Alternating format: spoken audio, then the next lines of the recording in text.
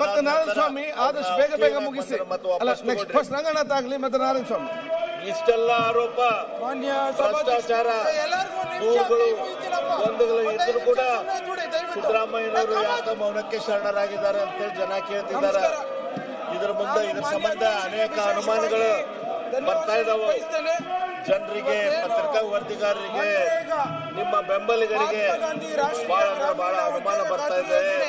ಖಡಕ್ ಸಿದ್ದರಾಮಯ್ಯನವರು ಯಾಕೆ ಮೌನಕ್ಕೆ ಶರಣರಾಗಿದ್ದಾರೆ ಅಂತ ಹೇಳಿ ಹೈಕಮಾಂಡ್ ಓಲೈಕೆಗೆ ಬೇರೆ ಚುನಾವಣೆ ರಾಜ್ಯಕ್ಕೆ ಹಣ ಕೊಡುವ ಸಂಬಂಧ ಹಿಂಗೆ ಸಿದ್ದರಾಮಯ್ಯನವರು ಮಾಡಿದ್ದಾರೆ ಅಂತ ಕೇಳ್ತಾ ಇದ್ದಾರೆ. ಆದ್ದರಿಂದ ಮಾನ್ಯ ಮುಖ್ಯಮಂತ್ರಿಗಳೇ, ದಯಮಾಡಿ ತಿಮ್ಮಾಪುರ ಅವರು ರಾಜೀನಾಮೆ ಕೊಡುವಂಗ ಮಾಡಿ, ತಿಮ್ಮಾಪುರ ರಾಜೀನಾಮೆ ಕೊಡಿ, ಇಸ್ಕೊಳ್ರಿ. ಅವ್ರು ಕೊಡ್ಲಿಲ್ಲ ಅಂತಂದ್ರೆ ಅವ್ರನ್ನ ವಜಾ ಮಾಡ್ರಿ. ಇಲಾಖೆಗೆ ಸಂಬಂಧಪಟ್ಟ ಆರೋಪಗಳ ಬಗ್ಗೆ ಹಾಲಿ ನ್ಯಾಯಾಧೀಶರಿಂದ ತನಿಖೆ ಮಾಡ್ರಿ. ಆಮೇಲೆ ಕೊಟ್ಟಂತ ಎಲ್ಲಾ ಲೈಸೆನ್ಸ್ ಗಳನ್ನ ಇಮಿಡಿಯೇಟ್ಲಿ ಕ್ಯಾನ್ಸಲ್ ಮಾಡಿ ಅದ್ರ ಬಗ್ಗೆ ತನಿಖೆ ಮಾಡ್ರಿ. ಯಾರು ಅಯೋಗ್ಯರಿದಾರ ಅವ್ರನ್ನ ಮನೆಗೆ ಕಳ್ಸುವಂತ ಕೆಲಸ ಮಾಡ್ರಿ. ಅಧಿಕಾರಿಗಳನ್ನ ಮನೆಗೆ ಕಳ್ಸುವಂತ ಕೆಲಸ ಮಾಡ್ರಿ. ಯಾರು ಇದರಲ್ಲಿ ಶಾಮೀಲ್ ಆಗಿದಾರ? ಬಿಜೆಪಿ ಸರ್ಕಾರದವರು ಮಾಡ್ತಾ ಇದ್ದಾರೆ. ಇದು ಸರಿಯಲ್ಲ ನೀವು ಮಾಡ್ತಾ ಇರೋದು. ಇವತ್ತು ಇದ್ರ ಬಗ್ಗೆ ಮಾಡ್ತಾ ಇರೋದು ನಿಮ್ಮ ವೈಯಕ್ತಿಕ ಇಮೇಜ್ಗೆ ಅಫೆಕ್ಟ್ ಆಗ್ತಾ ಇದೆ. ಮುಖ್ಯಮಂತ್ರಿಗಳು ಅದ್ರ ಬಗ್ಗೆ ತಾವು ಕಾಳಜಿ ಮಾಡ್ರಿ. 78 ವರ್ಷದ ನಂತರ ನಿಮ್ಮ ಇಮೇಜ್ ಹಾಳಾಗುವಂತದ್ದು ಆಗಬಾರ್ದು. ಇದು ಸರಿಯಲ್ಲ. ನಮಗೂ ಕೂಡ ಅದರಿಂದ ದುಃಖ ಆಗ್ತದೆ. ಇಮೇಜ್ ಹಾಳಾಗ್ತದೆ. ದಯಮಾಡಿ ಮುಖ್ಯಮಂತ್ರಿಗಳ ಅಂದು ನಮ್ಮ ಮನಮೋಹನ್ ಸಿಂಗ್ ಅವರು 2005ನೇ ವರ್ಷದಲ್ಲಿ ತಂದಿದಂತ ವಿಶೇಷವಾದಂತ ಮಹಾತ್ಮ ಗಾಂಧಿ ನೋಡ್ರಿ, ನಿಮ್ಮ ಇಮೇಜ್ ಅದರಲ್ಲೇ ಬಹಳ ಕಾರಣಕ್ಕೂ ಈ ಟರ್ಮದಲ್ಲಿ ನೀವು ನಿಮ್ಮ ಇಮೇಜ್ ಅನ್ನು ಹಾಳು ಮಾಡ್ಕೊಳ್ಳುವಂತ ಕೆಲಸ ಮಾಡಬೇಡ್ರಿ. ತಿಮ್ಮಾಪುರನ ವಜಾ ಮಾಡ್ಕೊಡ್ರಿ ಅಂತ ನಾವು ನಿಮ್ಗೆ ಕಳಕಳಿಯಿಂದ ಕೇಳ್ಕೊತೀವಿ. ಮುಖ್ಯಮಂತ್ರಿಗಳ ಈ ರೀತಿ ಭ್ರಷ್ಟರ ಜೊತೆ ನೀವು ಕೈ ಜೋಡಿಸ್ಬೇಡ್ರಿ. ಅವ್ರ ಕಳಂಕ ನಿಮ್ಗೆ ಹತ್ತುವಂಗ ಆಗಬಾರ್ದು. ಅವ್ರು ತಿಂದು ನಿಮ್ಮ ಬಾಯಿಗೆ ವರ್ಷವಂಗ ಆಗಬಾರ್ದು. ಈ ರೀತಿಗೆ ಇದಕ್ಕೆ ನೀವು ಅವಕಾಶ ಮಾಡಿಕೊಡ್ಬೇಡ್ರಿ. ಮುಖ್ಯಮಂತ್ರಿಗಳ ದಯಮಾಡಿ ಅವ್ರದ್ದು ರಾಜೀನಾಮೆ ತಗೊಳ್ರಿ, ಇಲ್ಲಂತಂದ್ರೆ ಅವ್ರನ್ನ ವಜಾ ಮಾಡ್ರಿ ಅಂತ ನಾವು ರಾಜಕಾರಣಿಯಾಗಿ ಹೊರಹೊಮ್ತಿದ್ದಾರೆ ಅಂತ ಬಹಳಷ್ಟು ಬೇಜಾರಾಗ್ತಿದೆ.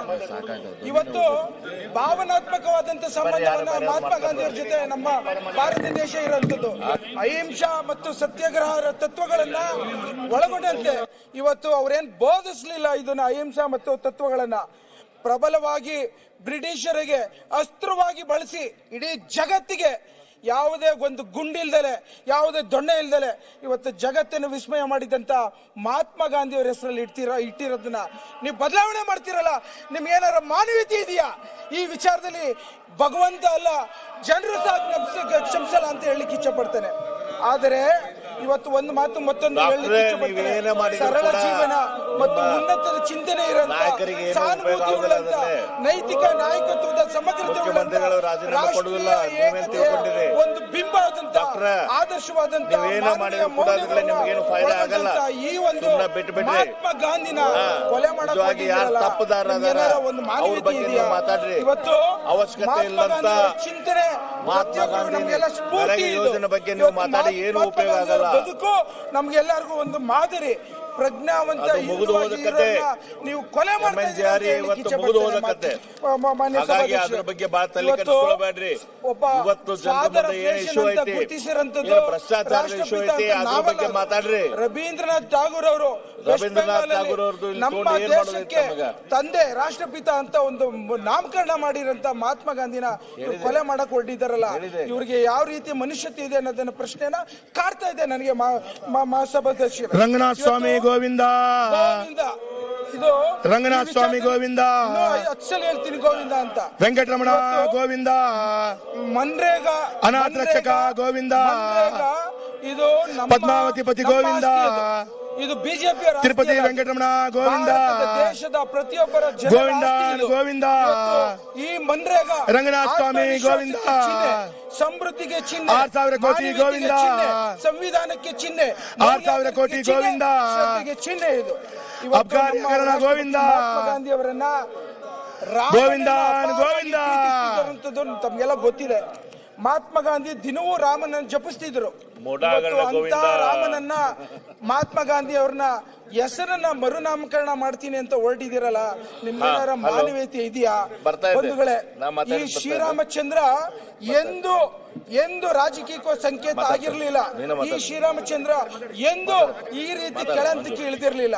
ಅವತ್ತು 6,000 ಕೋಟಿ ಗೋವಿಂದ, ಶ್ರೀರಾಮನು ಬಿಲ್ಲನ್ನು ಅಬ್ಕಾರಿ ಇಲಾಖೆ ಗೋವಿಂದ, ತಮ್ಮ ಗಮನಕ್ಕೆ ತಿಳ್ಕೋಬೇಕು. ಅಬ್ಕಾರಿ ಇಲಾಖೆ ಗೋವಿಂದ, ವಿಸ್ತರಣೆಗೋಸ್ಕರ ರಂಗಸ್ವಾಮಿ ಗೋವಿಂದ, ನಮ್ಮ ರಾಮ ನಮ್ಮ 6,000 ಕೋಟಿ ಗೋವಿಂದ, ನೀವು ಎಲ್ಲೋ ಒಂದ್ ಕಡೆ ಗೋವಿಂದ ಗೋವಿಂದ ಇದ್ದೀರಿ ಅಂತ ಹೇಳಲಿಕ್ಕೆ ಇಚ್ಛಪಡ್ತಾರೆ. ಗೋವಿಂದ ಗೋವಿಂದ. ಇವತ್ತು ಈ ಒಂದು ರೈತರ ಕಲ್ಯಾಣ ಇರಂತ ಒಂದು ಏನು ಮನ್ರೇಗನ ವಿಬಿಜಿ ಗ್ರಾಮ್ ಜಿ ಅಂತ ಕಾಯ್ದೆವನ್ನು ತರ್ತಿದ್ದೀರಿ. ಇದು ವಿಶೇಷವಾಗಿ ರೈತರಿಗೆ, ಮಹಿಳೆಯರಿಗೆ, ದೀನ ದಲಿತರಿಗೆ, ಕಾರ್ಮಿಕರಿಗೆ ಇದು ಒಂದು ಮರಣ ಶಾಸನ ಅಂತ ಹೇಳಲಿಕ್ಕೆ ಇಚ್ಛಪಡ್ತೇನೆ. ಬಂಧುಗಳೇ, ನಾನು ನಮ್ಮ ಶಾಸಕ ಬಂಧು ಮಿತ್ರರಿಗೆ ಹೇಳಲಿಕ್ಕೆ ಇಚ್ಛಪಡ್ತೇನೆ. ಅವರಿಗೆ ಒಂದು ಕಾಯ್ದೆ ಬಗ್ಗೆ ಅವ್ರಿಗೆ ಅರ್ಥನೇ ಆಗಿಲ್ಲ. ಯಾವ ಕಾರಣಕ್ಕೋಸ್ಕರ ಈ ಕಾಯ್ದೆ ಯಾವ ರೀತಿ ನಮ್ಮ ಜೀವನಕ್ಕೆ, ಹಳ್ಳಿಗಾಡಿನ ರೈತರಿಗೆ ತೊಂದರೆ ಆಗುತ್ತೆ ಅನ್ನೋದನ್ನ ಅರ್ಥ ಮಾಡ್ಕೋಬೇಕು ಅನ್ನೋದನ್ನ ಅವರಿಗೆ ಮತ್ತೊಮ್ಮೆ ಮನವಿ ಮಾಡ್ತಾ ಇದ್ದೇನೆ. ಇವತ್ತು ಏನು ರಾಷ್ಟ್ರೀಯ ಮನ್ರೇಗಾದ ಒಂದು ವ್ಯವಸ್ಥೆ ಇದೆ, ಆ ಕಾಯ್ದೆನ ಮೋದಿ ಸರ್ಕಾರ ಜನರ ಜೊತೆ ಚರ್ಚೆ ಮಾಡದಲೆ, ಯಾವುದೇ ಸಮಾಲೋಚನೆ ಮಾಡದಲೆ, ರಾಜ್ಯದ ಚರ್ಚೆಗಳನ್ನ ಒಳಗೊಂಡಲೆ, ಅಭಿಪ್ರಾಯವನ್ನು ಪಡೆದ ಸರ್ವಾಧಿಕಾರದ ಧೋರಣೆಯಲ್ಲಿ ಈ ಮೂಲಕ ಧ್ವಂಸವನ್ನ ಮಾಡ್ಲಿಕ್ಕೆ ಹೊರಟಿದ್ದೀರಲ್ಲ, ನಿಮ್ಗೆ ಯಾವ ರೀತಿ ಈ ಒಂದು ವಿಚಾರದಲ್ಲಿ ಮನವರಿಕೆ ಮಾಡಬೇಕು ಅನ್ನೋದು ನಮಗೂ ಅರ್ಥ ಆಗ್ತಿಲ್ಲ. ಮೋದಿ ಸರ್ಕಾರ ಡಿಸೆಂಬರ್ 17ನೇ ತಾರೀಕು 8 ಗಂಟೆ ಕಾಲದಲ್ಲಿ ಚರ್ಚೆ ಮಾಡಲಿಕ್ಕೆ ಸದನದಲ್ಲಿ ಬುಲ್ಡೋಸ್ ಮೂಲಕ ನೀವು ಮಾಡ್ತಿರಂತ ಈ ಒಂದು ಕಾಯ್ದೆ ದೇಶದ 12 ಕೋಟಿ ಕಾರ್ಮಿಕರನ್ನ ಮರಣ ಶಾಸನವನ್ನ ಕೊಡ್ತಾ ಇದ್ದೀರಿ. ವಿಶೇಷವಾಗಿ ಕರ್ನಾಟಕದಲ್ಲಿ 1 ಕೋಟಿ ನರೇಗಾ ಕೂಲಿ ಮಂದಿ ಕಾರ್ಮಿಕರಿದ್ದಾರೆ. ಅದರಲ್ಲೂ ಸಹ ಅರ್ಧ ಜನ ಮಹಿಳೆಯರಿದ್ದಾರೆ, ಅರ್ಧ ಜನ ಪುರುಷರಿದ್ದಾರೆ. ಇವತ್ತು ಪ್ರತಿಯೊಂದು ಕಾಯ್ದೆಗಳಲ್ಲೂ ಬಿಜೆಪಿಯವರು ಮಹಿಳೆಯರ ವಿರುದ್ಧ ಕಾಯ್ದೆ, ರೈತರ ವಿರುದ್ಧ ಕಾಯ್ದೆ, ಬಡವರ ವಿರುದ್ಧ ಕಾಯ್ದೆ, ದೀನ ದಲಿತರ ವಿರುದ್ಧ ಕಾಯ್ದೆನ ಮಾಡಲಿಕ್ಕೆ ಹೊರಟಿರೋಂಥದ್ದನ್ನ ಇದು ಒಂದು ಸಾಕ್ಷಿಯಾಗಿದೆ ಅಂತ ಹೇಳಲಿಕ್ಕೆ ಇಚ್ಛಪಡ್ತೇನೆ. ಮಾನ್ಯ ಸಭಾಧ್ಯಕ್ಷರೇ, ಜನರ ಬಹಳಷ್ಟು ನೆಮ್ಮದಿಯಿಂದ ಇದ್ರು. ಕೊರೋನಾದಲ್ಲಿ ನಾನು ಒಬ್ಬ ಡಾಕ್ಟರ್ ಕೆಲಸ ಮಾಡಿದ್ದೆ. ಅವರಿಗೆ ಕೂಲಿ ಮಾಡಲಿಕ್ಕೆ ಉದ್ಯಮದಾರರು ಕೆಲಸ ಕೊಡ್ತಿರ್ಲಿಲ್ಲ. ಆಗ ಕೃಷಿ ಮಾಡಲಿಕ್ಕೆ, ಆಚೆ ಹೋಗಿ ಕೃಷಿ ಮಾಡಲಿಕ್ಕೆ ಭಯ ಬೀಳ್ತಿದ್ರು. ಅಂತ ಸಂದರ್ಭದಲ್ಲಿ ಜೀವನಾಡಿಯಾಗಿ ನಿಂತಿದ್ದು ಈ ಮನ್ರೇಗಾ, ಏನು ಮಹಾತ್ಮ ಗಾಂಧಿ ರಾಷ್ಟ್ರೀಯ ಗ್ರಾಮೀಣ ಉದ್ಯೋಗದ ಖಾತ್ರಿ ಯೋಜನೆ, ಖಾತ್ರಿಯನ್ನು ಕೊಟ್ಟು ಉದ್ಯೋಗಕ್ಕೆ ಮತ್ತು ಬದುಕಿಗೆ ಬೆಳಕನ್ನು ಕೊಟ್ಟಿದ್ದಂಥದ್ದು ಮಹಾತ್ಮ ಗಾಂಧಿ ಅವ್ರದ ಯೋಜನೆ. ಅಂತ ಒಂದು ಕಾಯ್ದೆನ ಇವತ್ತು ಸುಮಾರು ಭಾರತ ದೇಶದಲ್ಲೇ 20 ಕೋಟಿ ಕೂಲಿಗಾರರಿಗೆ ಇವರು ಎಲ್ಲೋ ಒಂದ್ ಕಡೆ ಎಲ್ಲಾ ರೀತಿಯಲ್ಲೂ ಮರಣ ಶಾಸನವನ್ನು ಮಾಡಿರುವಂಥದ್ದು ಇವ್ರು ಯಾರು ಅರ್ಥನೇ ಮಾಡ್ಕೋತಾ ಇಲ್ಲ. ಇವತ್ತು ಅವರು ಗ್ರಾಮ ಪಂಚಾಯತಿಗೆ ಹೋಗ್ಬೇಕಾಗತ್ತೆ. ಬಹಳಷ್ಟು ಜನ ಗ್ರಾಮದಿಂದ ಬಂದಿದ್ದಾರೆ. ಹಳ್ಳಿಗಾಡಿನ ಬಿಜೆಪಿಯ ಬಹಳಷ್ಟು ಶಾಸಕರು ಹೋರಾಟ ಮಾಡ್ಕೊಂಡು ಗೆದ್ದಿದ್ದಾರೆ. ಅವ್ರಿಗೆ ಯಾವ ರೀತಿ ಉತ್ತರ ಕೊಡೋಕೆ ಅವ್ರಿಗೂ ಗೊತ್ತಾಗ್ತಿಲ್ಲ. ಆ ಕಾರಣಕ್ಕೋಸ್ಕರ ನಾನು ನಿಮ್ಮಲ್ಲಿ ಮತ್ತೊಮ್ಮೆ ಹೇಳ್ಕೊತೇನೆ, ಕೇಂದ್ರದ ಬಿಜೆಪಿಯ ಸರ್ಕಾರ ಇಂದಿಯ ಸರ್ಕಾರ ಆಗಿದೆ. ಇವತ್ತು ನಮ್ಮ ಸೌತ್ ಇಂಡಿಯಾ ಏನು ಭಾರತದ ದಕ್ಷಿಣ ಭಾರತವನ್ನ ಪ್ರತಿಯೊಂದು ವಿಚಾರದಲ್ಲೂ ನಮ್ಮ ಶ್ರಮ, ನಮ್ಮ ಬೆವರು, ನಾವು ದುಡಿದಿದ್ದ ಹಣವನ್ನು ಬಳಸ್ಕೊಂಡು ಇಂದಿಯ ಒಂದು ರಾಜ್ಯವನ್ನ ಬೆಳೆಸಲಿಕ್ಕೆ ಹೊರಟಿರೋಂಥದನ್ನ ನಿಮ್ಮ ಗಮನಕ್ಕೆ ತರಲಿಕ್ಕೆ ಮತ್ತೊಮ್ಮೆ ನಾನು ತರಲಿಕ್ಕೆ ಪ್ರಯತ್ನವನ್ನು ಮಾಡ್ತಾ ಇದ್ದೇನೆ. ನಾವೇನಾದ್ರೂ ಸುಮಾರು 100 ರೂಪಾಯಿ ಅಂದ್ರೆ 4.25 ಲಕ್ಷ ಕೋಟಿ ರೂಪಾಯಿನ ನಾವು ಇವತ್ತು ಕೇಂದ್ರ ಸರ್ಕಾರ ಕೊಡ್ತಾ ಇದ್ದೀವಿ. ಅದರಲ್ಲಿ ನಮಗೆ 100 ರೂಪಾಯಿ ಕೊಟ್ರೆ ಕೇವಲ 13 ರೂಪಾಯಿ ಕೊಡ್ತಾರಲ್ಲ, ಅದೇ ಉತ್ತರ ಪ್ರದೇಶರು, ಅಸ್ಸಾಮರು, ಬಿಹಾರರು 300 ರೂಪಾಯಿ ಕೊಡ್ಕೊಂಡಿದ್ದಾರೆ. ಮಾನ್ಯ ಸಭಾಧ್ಯಕ್ಷರೇ, ಇದು ನಮ್ಮ ಸ್ನೇಹಿತರಿಗೆ ಅರ್ಥ ಆಗ್ತಿಲ್ಲ. ಯಾವ ಕಾರಣಕ್ಕೋಸ್ಕರ ಬಿಜೆಪಿಯವರು ಇವತ್ತು ಉತ್ತರ ಭಾರತಕ್ಕೆ ಎಲ್ಲಾ ರೀತಿಯಲ್ಲೂ ಪ್ರೋತ್ಸಾಹ ಕೊಡ್ತಾ ಇರೋದು ಅಂತಂದ್ರೆ ಅದು ಕರ್ನಾಟಕದ ಶ್ರಮದ ದುಡ್ಡು ಅಂತ ಹೇಳಿಕ್ಕೆ ಇಚ್ಛೆ ಪಡ್ತಾರೆ. ಆ ಕಾರಣಕ್ಕೋಸ್ಕರ ಇವತ್ತು ಮತ್ತೊಮ್ಮೆ ಅದೇ ಪೆಟ್ಟನ್ನ ಇವತ್ತೇನು ವಿಬಿಜಿ ಗ್ಯಾರಂಟಿ ಯೋಜನೆ ತರುವಂತ ಪ್ರಯತ್ನವು ಅದೇ ರೀತಿ ಮತ್ತೊಂದು ಪ್ರಯತ್ನ ಅಂತ ಹೇಳಲಿಕ್ಕೆ ಇಚ್ಛೆ ಪಡ್ತೇನೆ. ಮಾನ್ಯ ಸಭಾಧ್ಯಕ್ಷರೇ, ಅವತ್ತು ಒಂದು ಮಾತನ್ನು ಹೇಳಲಿಕ್ಕೆ ಇಚ್ಛೆ ಪಡ್ತೇನೆ. ಅವತ್ತಿಂದನೂ ಸಹ ಸುಮಾರು 13 ವರ್ಷದಿಂದ ಕೇಂದ್ರ ಸರ್ಕಾರದವರು, ಬಿಜೆಪಿಯ ಸರ್ಕಾರದವರು ಅಚ್ಚೆ ದಿನ ತರ್ತೀನಿ ಅಂತ ಅಂದ್ರು. ಇವತ್ತು ಅಚ್ಚೆ ದಿನ ಇದೆಯಾ? ಅವತ್ತಿನ ದಿನ ಅಮಾನ್ಯೀಕರಣ ಮಾಡಿದ್ರು. ಅಮಾನ್ಯೀಕರಣ ಮಾಡಿರೋ ಉದ್ದೇಶ ಏನು? ಕಪ್ಪು ಹಣವನ್ನ ಎಲ್ಲಾ ರೀತಿಯಲ್ಲೂ ನಾವು ಹೊರಗಡೆ ತರ್ತೇವೆ ಅಂತ ಮಾಡಿದ್ರು. ಸುಮಾರು 99% ಶೇಕಡವಾರು ಕಪ್ಪು ಹಣವು ವಾಪಸ್ ಬಂತು. ಇವರು ತಿಳಿದಂತೆ ಉದ್ಯಮದಾರರು ಇವರು ತಿಳಿದಂತೆ ಬಹಳಷ್ಟು ಜನ ಕಪ್ಪು ಹಣವನ್ನು ಇಟ್ಕೊಂಡಿರೋರು.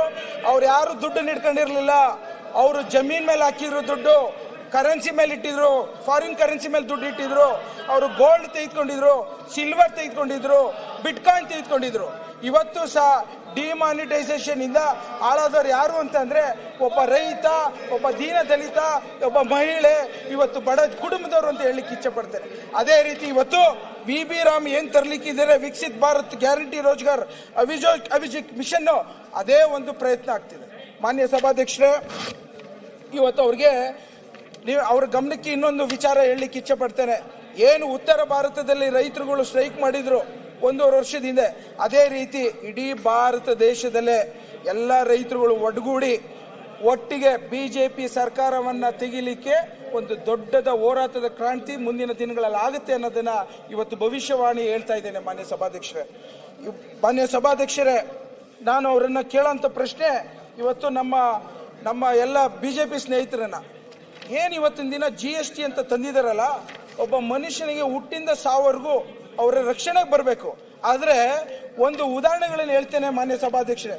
ಇವತ್ತು ಹುಟ್ಟಿದ ತಕ್ಷಣ ವ್ಯಾಕ್ಸಿನ್ ಕೊಡೋದಕ್ಕೆ 5% GST, ಇವತ್ತು ಹುಟ್ಟಿದ ತಕ್ಷಣ ಅವ್ನು ಸೀರಿಯಲ್ ಫುಡ್ ಕೊಡೋದಕ್ಕೆ 8% GST, ಅವ್ನು ಹುಟ್ಟಿರೋನಿಗೆ ಮಗುಗೆ ಡಯಾಪರ್ ಹಾಕಿದ್ರೆ 12% GST, ಅವ್ನು ಹುಟ್ಟಿರೋನು ಇವತ್ತು ಓದ್ಲಿಕ್ಕೆ ಹೋದ್ರೆ ಸ್ಕೂಲ್ ಯೂನಿಫಾರ್ಮ್ಗೆ 5% GST, ಅವ್ನಿಗೆ ಶೂ ಹಾಕಿದ್ರೆ 7% GST, ಅವ್ನಿಗೆ ಏನಾದ್ರು ಓದ್ಲಿಕ್ಕೆ ಆನ್ಲೈನಲ್ಲಿ ಸ್ಮಾರ್ಟ್ ಫೋನ್ ಕೊಟ್ಟಿದ್ರೆ 10% GST, ಇವತ್ತು ರೀಚಾರ್ಜ್ ಮಾಡ್ಲಿಕ್ಕೂ ಒಂದು 8% GST, ಬ್ರಾಡ್ ಬ್ಯಾಂಡ್ ಆನ್ಲೈನಲ್ಲಿ ನಾವು ಕ್ಲಾಸ್ ಹೇಳಲಿಕ್ಕೆ ಹೊರಟಿದ್ದ ಸಂದರ್ಭದಲ್ಲಿ 12% GST.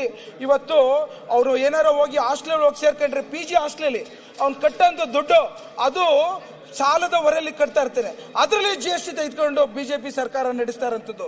ಇವತ್ತು ಅವನು ಹೋಗಿ ಏನಾದ್ರು ವಿದ್ಯಾಭ್ಯಾಸಕ್ಕೋಸ್ಕರ ಲೋನ್ ತೆಗೆದುಕೊಂಡ್ರೆ ಸ್ಟೂಡೆಂಟ್ ಲೋನ್ ಮೇಲೂ GST ಇರೋಂಥ ವಿಚಾರ ಅವ್ರಿಗೆ ಗೊತ್ತಿಲ್ಲ. ಮಾನ್ಯ ಸಭಾಧ್ಯಕ್ಷರೇ, ಅವನೇನಾದ್ರೂ ತನ್ನ ಉನ್ನತ ಸ್ಥಾನಕ್ಕೆ ಹೋಗೋಂಥ ಸಂದರ್ಭದಲ್ಲಿ ಲ್ಯಾಪ್ಟಾಪ್ ತೆಗೆದುಕೊಂಡ್ರು ಅದಕ್ಕೂ GST, ಹಾಗೇನೆ ಅವನೇನಾದ್ರು ಪ್ರಮೋಷನ್ ತಗೊಂಡ್ಕೊಂಡು ಸಂಬಳ ಜಾಸ್ತಿ ಆದ್ರೆ ಅದಕ್ಕೂ GST, ವರ್ಕ್ ಫ್ರಮ್ ಹೋಮ್ ಅಂತ ಇಂಟರ್ನೆಟ್ ತೆಗೆದುಕೊಂಡ್ರು GST. ಮಾನ್ಯ ಸಭಾಧ್ಯಕ್ಷರೇ, ಇವತ್ತು ಪ್ರತಿಯೊಂದು ಅವನು ಮದುವೆ ಮಾಡ್ಕೊಳ್ಳೋ ಸಂದರ್ಭದಲ್ಲಿ ಅವನೋಗಿ ಒಡವೆಯನ್ನು ತೆಗೆದುಕೊಂಡ್ರು ಅದ್ರ ಮೇಲೆ GST, ಅವನೇನಾದ್ರು ಹನಿಮೂನ್ ಹೋಗಿ ರೆಸಾರ್ಟ್ಗೆ ಹೋದ್ರು ಅದಕ್ಕೂ GST ಹಾಕೋಂತ ಒಂದು ಪಾಪದ ಕೆಲಸವನ್ನ ಇವತ್ತು ಬಿಜೆಪಿ ಅವ್ರು ಮಾಡ್ತಾ ಇದ್ದಾರೆ.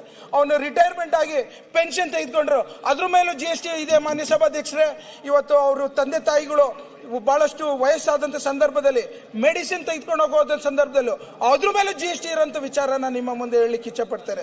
ಅವನೇನಾದ್ರೂ ಕೊನೆಗೆ ಸತ್ತು ಅವರ ಮಕ್ಕಳುಗಳು ಆಬಿಚೇರಿಯಲ್ಲಿ ಪೇಪರಲ್ಲಿ ಅಡ್ವರ್ಟೈಸ್ಮೆಂಟ್ ಕೊಟ್ರೆ ಅದಕ್ಕೂ GST ಇದೆ. ಮಾನ್ಯ ಸಭಾಧ್ಯಕ್ಷರೇ, ಯಾವ ರೀತಿ ಇವರು ಟ್ಯಾಕ್ಸಿನ ಹೊರೆ ಹಾಕೊಂಡು ಟ್ಯಾಕ್ಸ್ ಟೆರರಿಸಮ್ ಮಾಡ್ತಿರೋಂಥ ಬಿಜೆಪಿ ಸರ್ಕಾರಕ್ಕೆ ಯಾವ ರೀತಿ ನಾವು ಪ್ರೋತ್ಸಾಹ ಕೊಡಬೇಕು? ಇವತ್ತು ಅವತ್ತಿನ ದಿನ ಏನಾದ್ರು UPA ಗವರ್ಮೆಂಟ್ ಅವರು ಪ್ರತಿಯೊಂದು ಹಂತದಲ್ಲೂ ಏನಾದರೂ ಅವರು ಈ ಒಂದು ರೈಟ್ ಟು ಇನ್ಫಾರ್ಮೇಶನ್ ಆಕ್ಟ್ ಬಂದಿರಲಿಲ್ಲ ಅಂದರೆ ಇವ್ರಿಗೆಲ್ಲ ಏನು ನಡೀತಿತ್ತು ಅಂತ ಗೊತ್ತಾಗ್ತಿರ್ಲಿಲ್ಲ. ಮಾನ್ಯ ಮಾಜಿ ಪ್ರಧಾನಮಂತ್ರಿಗಳಾದಂಥ ಮನಮೋಹನ್ ಸಿಂಗ್ ಸಾಹೇಬರು, ಅಂದು UPA ಚೇರ್ಮನ್ ಆದ ಸೋನಿಯಾ ಗಾಂಧಿ ಮೇಡಮ್ ಅವರು ಸೇರಿ ರೈಟ್ ಟು ಇನ್ಫಾರ್ಮೇಶನ್ ಆಕ್ಟ್ ತಂದಿದ್ದಂಥದ್ದು ಕಾಂಗ್ರೆಸ್ ಪಕ್ಷ. ಇವತ್ತಿನ ದಿನ ಬಡವರಿಗೆ ಫ್ರೀಯಾಗಿ ಎಜುಕೇಶನ್ ಇಂಟರ್ನ್ಯಾಷನಲ್ ಸ್ಕೂಲಲ್ಲಿ ಏನೋ ಕೊಡ್ತಾ ಇದ್ದಾರೆ ಅಂದರೆ ಅದಕ್ಕೆ ರೈಟ್ ಟು ಎಜುಕೇಶನ್ ತಂದಿದ್ದು ಕಾಂಗ್ರೆಸ್. ನ್ಯೂಸ್ ಫಸ್ಟ್, ನಿರ್ಭೀತಿಯಿಂದ ನಿಮ್ಮ ಪರವಾಗಿ.